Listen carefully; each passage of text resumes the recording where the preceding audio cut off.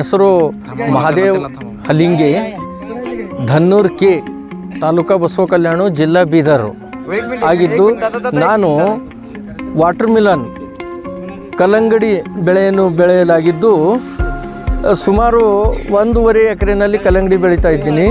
ಈ ಕಲ್ಲಂಗಡಿ ಬೆಳೆಯ ತಳಿ ಯಾವುದು ಅಂತಂದರೆ ವಿರಾಟ್ ಅಂತ ತಳಿ.